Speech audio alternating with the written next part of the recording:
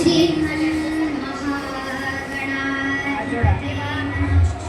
श्रीमन्सरस्वत्यै नमः। सजयति सिन्दूरवदनो देवो यत्पादपङ्कजस्मरणं वासरमणिव तमसा राशीनाचयति विघ्नारा। नमस्ते शारदे देवी सरस्वती मतिमेरे वसतं मम जिह्वाग्रे सर्वविद्याप्रदा भव। श्रोता सद्गुरु श्रीराम समर्थ, श्रीराम समर्थ, श्रीराम समर्थ। हरि जय जय राम, राम कृष्ण हरि। हरि जय जय राम, राम कृष्ण हरि। नवनीरदसम नवनीता प्रिय नवल विनोद विहारी। हरि जय जय राम, राम कृष्ण हरि। हरि जय जय राम, राम कृष्ण हरि।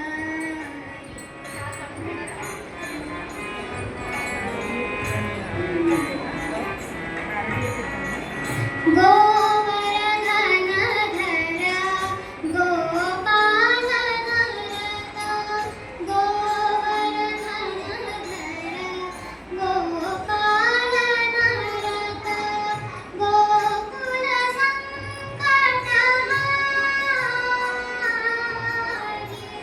हरि जय जय राम, राम कृष्ण हरि।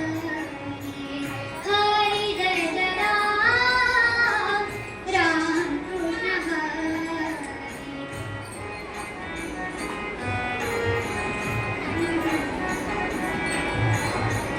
शरणागत दीना चरणी रत, शरणागत दीना चरणी रत, करुणादृष्टि निहारी। हरि जय जय राम, राम कृष्ण हरि। हरि जय जय राम, हरि जय जय राम, हरि जय जय राम, राम कृष्ण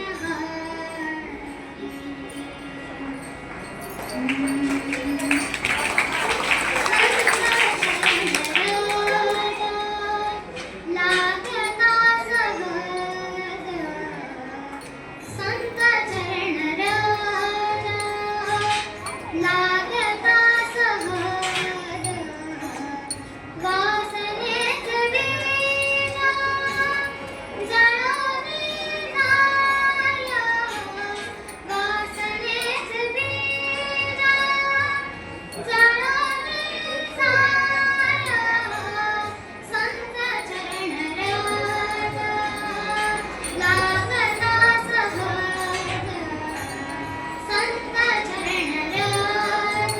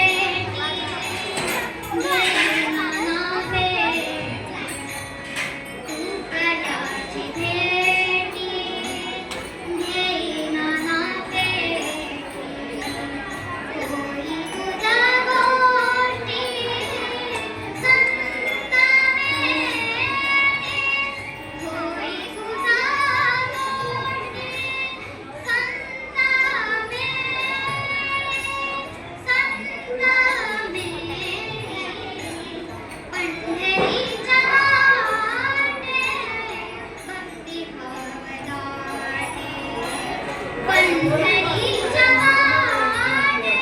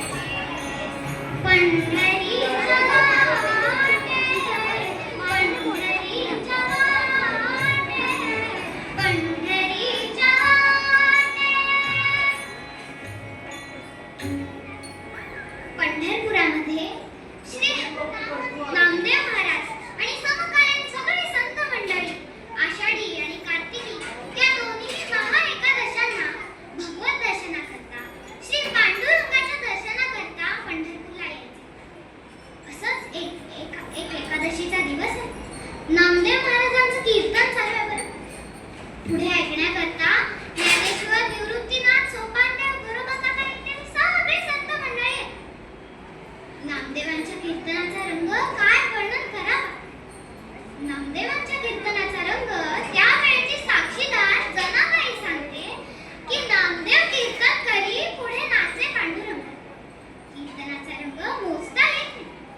कसं होतं कीर्तन? नामदेवाची हो नामदेवाची अमृत तुल्य वाणी. नामदेवाची हो नामदेवाची अमृत तुल्य वाणी. श्रवणी येता लोचनी येत पाणी. श्रवणी येता लोचनी येत पाणी. नामदेवाची हो नामदेवाची अमृत तुल्य वाणी. नामदेवाची हो नामदेवाची स्वये येतो श्रवणासी कैटभारी. स्वये येतो श्रवणासी कैटभारी. रंग चढला कै कीर्तनाची भारी. रंग चढला कै कीर्तनाची भारी. नामदेवाची हो नामदेवाची नामदेवाची. तिथे पिता पुत्राची जोडी होती. पण कीर्तन ऐकण्याकरता नव्हे बरं का. वडिलांचा व्यवसाय होता वाटमारी करण्याचा.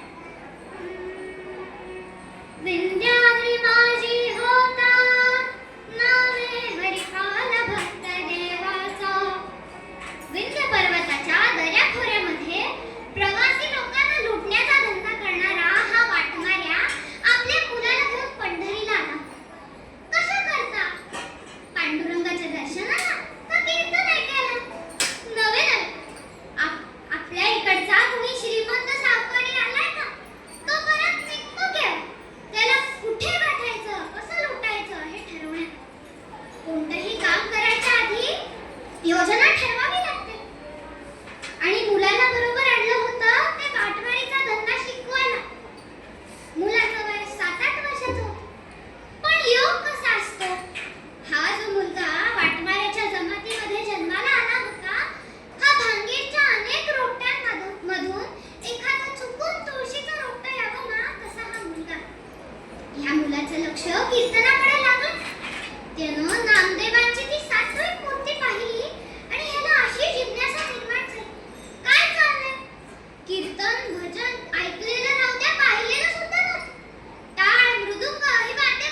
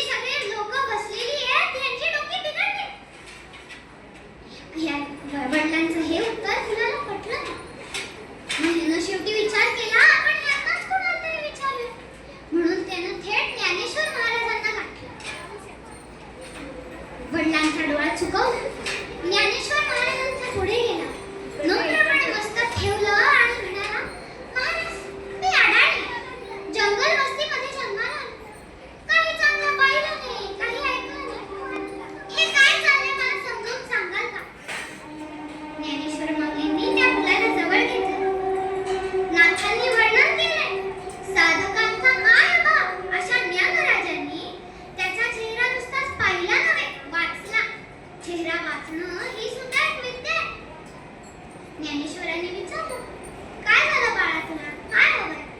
तर ह्यांनी सांगितलं, ते मध्येच लाल टोपी पगडी घालून मगाचपासून बडबड बडबड बडबड करतायत. ती लोक सगळी झाडू वाजवतात, ती लोक सगळे भांडी वाजवतात. टाळ म्हणायचं माहिती कुठे? पितळाचं दिसतं ते भांडच. ज्ञानेश्वर महाराजांनी सांगितलं, अरे ते कीर्तन चाललंय आणि मध्ये जे उभे आहेत ते नामदेव महाराज आहेत. आणि हे जे सगळे लोक मधून मधून म्हणतायत, जय जय विठोबा रखुमाई, जय जय विठोबा रखुमाई, जय जय विठोबा रखुमाई, जय जय विठोबा रखुमाई, जय जय विठोबा रखुमाई, जय जय विठोबा रखुमाई, जय जय विठोबा रखुमाई, जय जय विठोबा रखुमाई, जय जय विठोबा रखुमाई, जय जय विठोबा रखुमाई.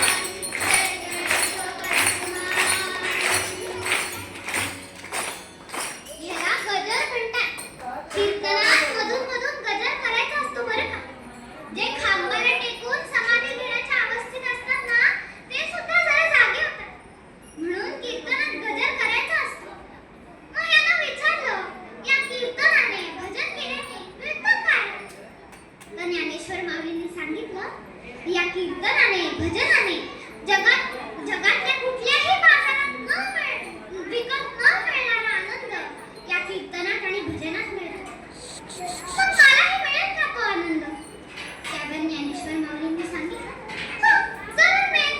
तू सुद्धा आमच्याप्रमाणे पंढरपूरला ये, पांडुरंगाचं नाम घेत घे. बघा, काय या मुलाचं भाग्य. तो आला होता तो वडिलांबरोबर वाटवारीचा धंदा शिकायला आणि ह्याच्या मस्तकावर ज्ञानेश्वर माऊलींचा पुष्पहस्त आहे. ज्ञानेश्वर माऊलींनी स्वतः त्याच्या गळ्यात माळ घातली आणि असा हा पंढरीची वारी करायला निघाले.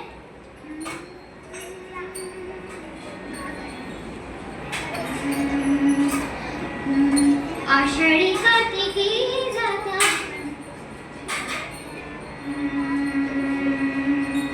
आषाढी कार्तिकी जाता पंढरीस, आषाढी कार्तिकी जाता पंढरीस, आषाढी कार्तिकी जाता पंढरीस.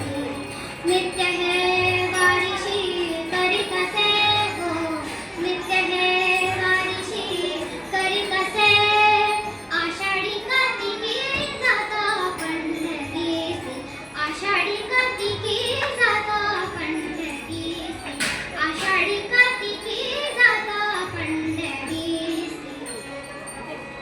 वडिलांना कळलं.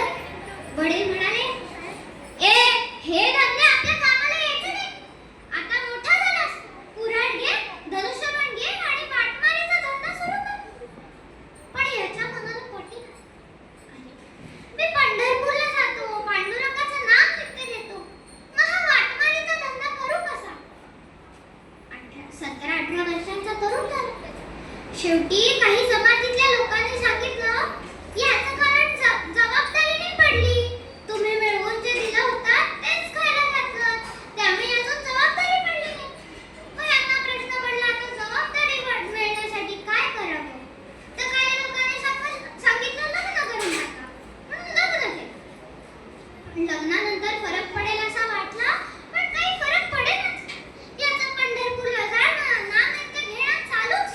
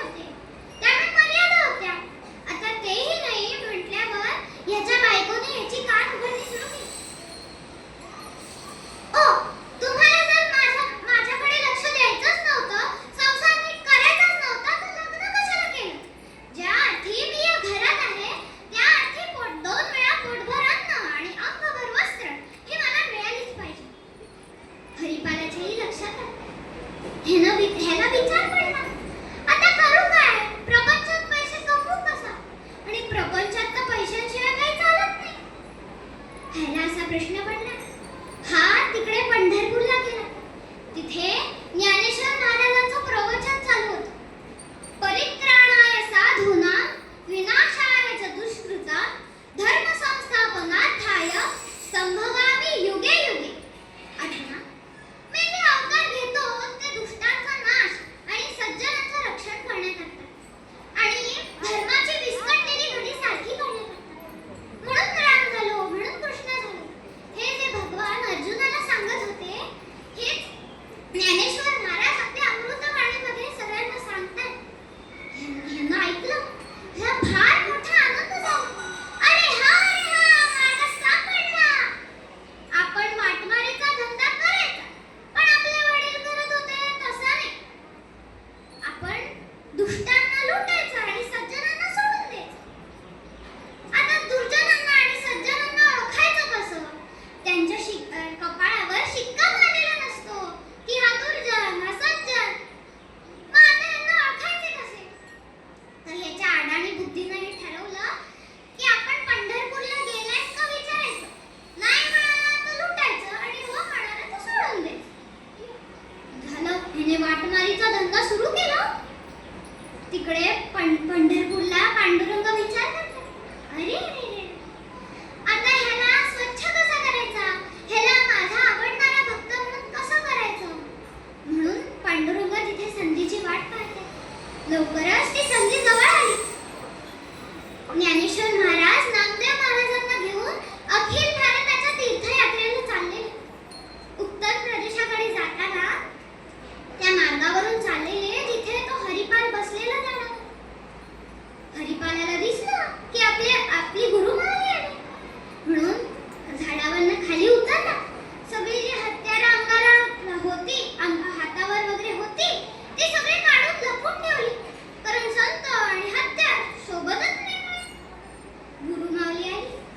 हा तिकडे गेला आणि म्हणाला, ज्ञानेश्वर महाराज, गुरुमाऊली, तुमचं दर्शन मला पंढरीमध्येच घडतं. पण आज अनायसे तुम्ही इकडे आला आहात, तर आजच्या दिवस इथे वस्ती करावी. उद्या सकाळी निघा. ज्ञानेश्वर माऊलींनी हो झालं. ह्याला फार मोठा आनंद झाला. ह्यानं सगळ्यांना घरी आणलं. घरी अंगणात बसवलं. इकडे आतमध्ये बायकोला सांगायला गेला, अगं ऐकतेस का, माझी गुरुमाऊली आले. त्यांना काहीतरी शिधा पाणी द्यायचं, डाळ तांदूळ जे काय घरात असेल ते घेऊन ये. ही संतापली आणि म्हणायला लागली, ओ आम्हालाच खायला मिळेल ना, आणि तिथे त्यांना कुठे खायला देऊ. घरात एक अन्नाचा कणही नाही. हरिपालाने सांगितलं, अगं हो नाहीये ना अन्नाचा कण, मग गप्प बस ना, ओरडतेस कशाला. तर ही म्हणते, त्यांना ऐकायला जावं म्हणूनच सांगते. शेवटी हरिपाल बाहेर आला. संत मंडळींना सांगितलं जेवणाची व्यवस्था करतो आणि रस्त्याकडे वळाला. तिकडे हत्यारं घेतली, झाडावर बसला आणि मनातल्या मनात पांडुरंगाची प्रार्थना करतोय, देवा मी एवढे दिवस संसार चालवतोय, प्रपंच चालवतोय, त्या प्रपंचात काही कमी पडलं तर तुझ्याकडे मागायला आलो नाही. पण आता आज संत मंडळींना जेवायला घालायचं. कुठला तरी चांगला एक प्रवास येऊ दे. आणि तसंच झालं. पण पांडुरंगाने संधी हवीच होती. झालं, त्यांनी वेश बदलला. एकदम श्रीमंत वेश केला. 8 बोटांमध्ये अंगठ्या, सोन्याची नाणी भरलेली थैली, असं सगळं घेऊन पांडुरंग घाईघाईत निघाले. रुक्मिणी देवींचं लक्ष गेलं. यांनी विचारलं, का हो एवढ्या घाईघाईत निघालात कुठे.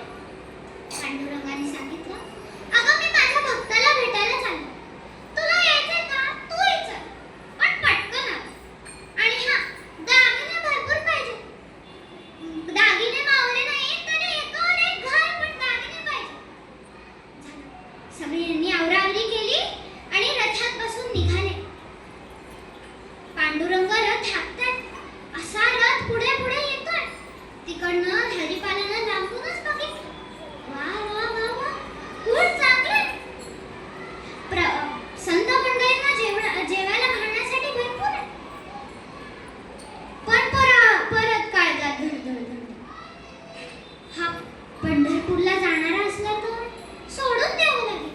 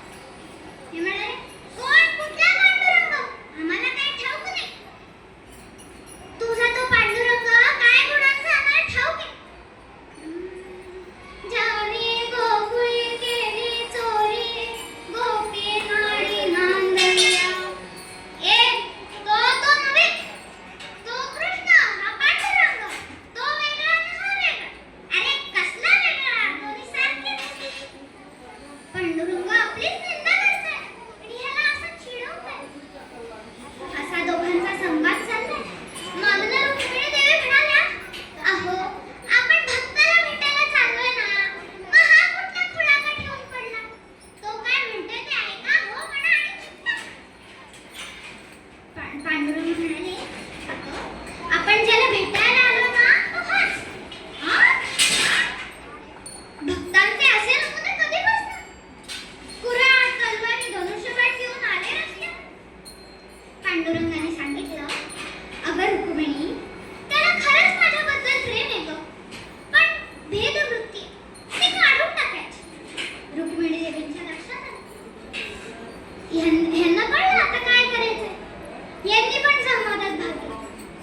काय रे बाबा, काय झालं? तर हा म्हणाला, ओ बाई, तुमच्या या पतीनं माझ्या देवाची निंदा केली. मग ह्यांना लक्षात आलं. मग यांनी सांगितलं, पंढरपूरला जातो तोच सज्जन असंही नाही. पंढरपूरला न जाणारे सज्जन असू शकतात. मग ह्यांनी विचारलं, तुझे गुरु कोण? तर हे म्हणाले, ज्ञानेश्वर महाराज. रुक्मिणी देवींनी सांगितलं, अरे मग त्यांनीच तर हरिपाठात सांगितलंय की देव सगळीकडे. मग ह्यानं विचारलं, मग तुझ्या पतीमध्ये पण माझा देव दिसेल का? माझा पांडुरंग दिसेल का? तर हिने म्हटलं, का नाही, बघायचंय. असं म्हणून पांडुरंग रथातून खाली उतरले. त्यांनी तो व्यापाराचा वेश तिथे सोडला आणि आपलं कटेवरचं रूप धारण केलं. त्याच्यानंतर कटेवरचं रूप धारण केलं. ह्याला कळायला आले, खरा हा पांडुरंग खरा आहे की खोटा. तिकडनं सगळे संत मंडळी ह्यालाच शोधत आले होते, कारण जेवणाची व्यवस्था करतो सांगून आला होता, अजून आला तसा नाही. म्हणून ही सगळी मंडळी त्याला शोधायला निघाली. तेवढ्यात त्याला ज्ञानेश्वर माऊली दिसली. त्यानं हाक मारली, गुरु महाराज, अगदी बरोबर वेळेत आलात. हा पांडुरंग जरा असतले की बनावट सांगा. तर ह्यांनी सांगितलं, अरे खुळ्या, हा खरंच चिंतामणी तुझ्याकडे चालत आला. ह्याला विश्वासच बसला. शेवटी गुरु माऊलींनी त्याला विश्वास बसवून दिला की हा खरा पांडुरंग आहे. ह्यानं शेवटी लोटांगण घातलं, आपल्या अश्रूंनी अभिषेक घातला पांडुरंगाच्या पायावर आणि म्हणाला, पण मी संतांना जेवू घालण्याच्या ह्याच्यात दुर्बल राहील. मग पांडुरंगाने सांगितलं, मग त्याच्याच करता तुम्ही आलोय, आता आनंदात राहा. मी नुसताच आलेलो नाहीये, लक्ष्मी बरोबर आले. त्या दिवशी हरिपालाला असा आनंद झाला की काय सांगावं. त्याने जे पहिलं नामदेवांचं कीर्तन ऐकलं होतं, तेव्हापासून ही सगळी प्रगती त्याला भगवंत भेटीपर्यंत मिळाली. म्हणून आज तुकाराम महाराज पूर्व अभंगामध्ये म्हणतात, संत चरण राजा लागता सहज, संत चरण लागता सहज, वासनेचे बीज जळोनी गाय, वासनेचे बीज जळोनी गाय. संत चरण राजा लागता सहज, संत चरण राजा लागता सहज, वासनेचे बीज जळोनी गाय, वासनेचे बीज जळोनी गाय, वासनेचे बीज जळोनी गाय.